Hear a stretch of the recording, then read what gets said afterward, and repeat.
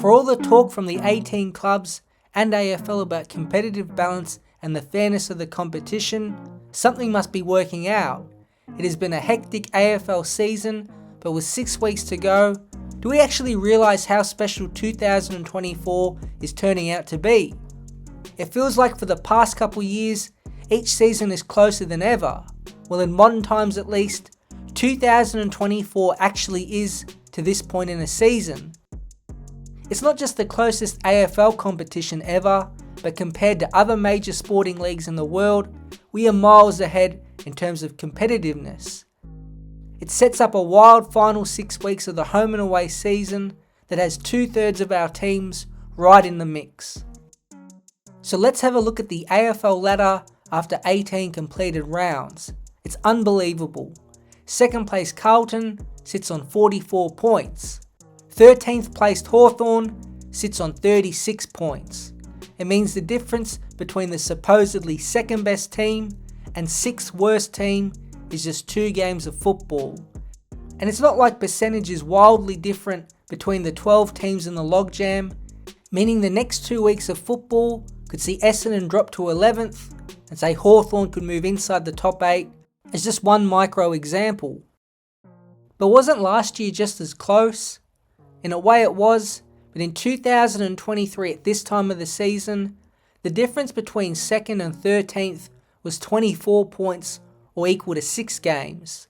The logjam that year was between 5th and 14th, where Geelong, who were sitting 5th, had 38 points, and Sydney, who were 14th, had 30 points.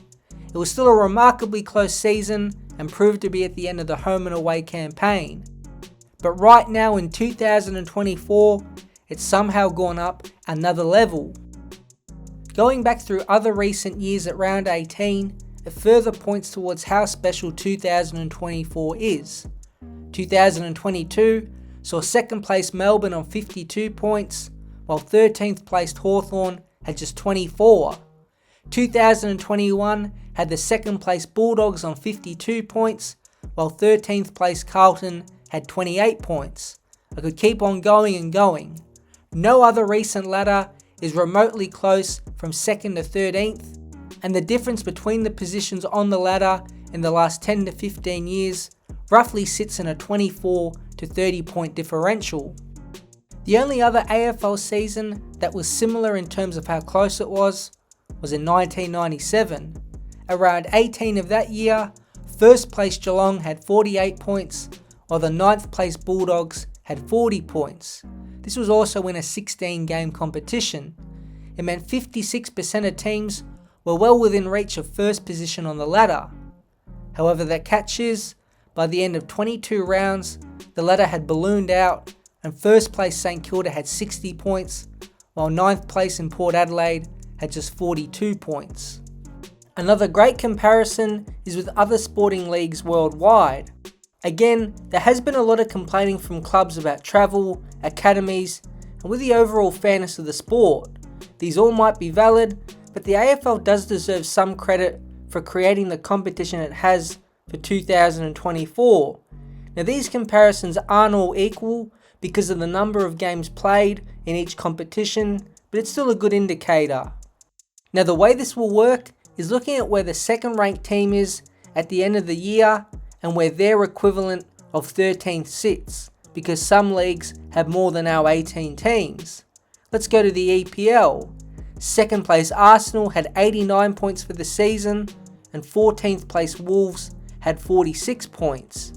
It's a 14 game difference between the two sides.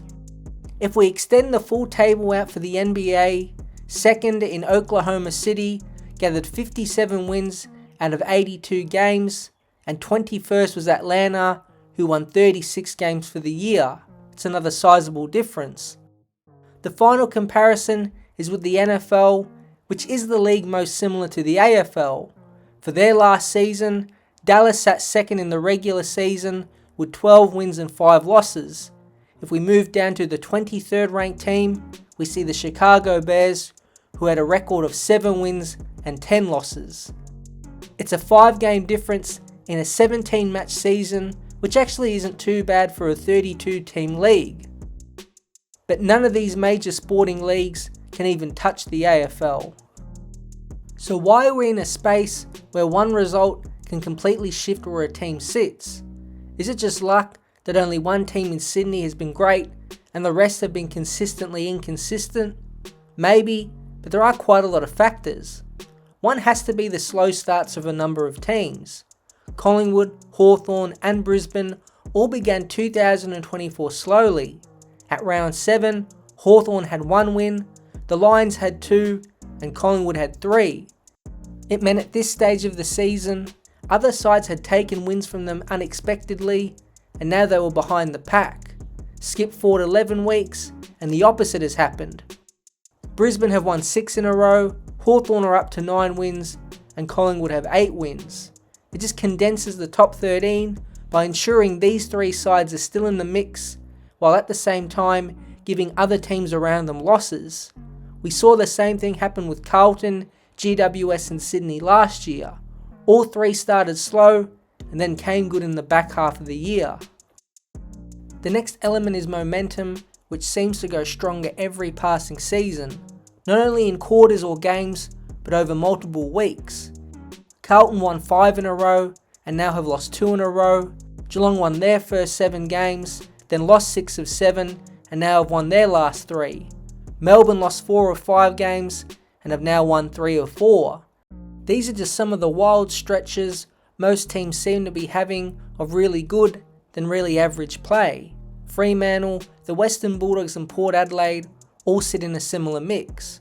When they are on it is great, but then out of nowhere, a really bad loss will come.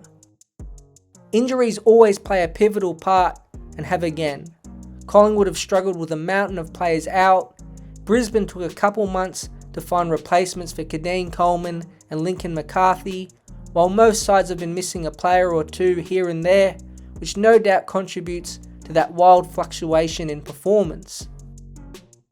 But all this leads up to perhaps the greatest final 6 weeks we have ever seen. The fixture shows that at least half of the games every week are swing ones that can either create separation between 2 sides or, more likely as we've seen, condense the ladder even further. Let's look at round 19 for example. GWS vs Gold Coast. If the Giants win, they go 2 games clear, and if Gold Coast win, both sides are on 40 points. Hawthorn and Collingwood are on 36 points.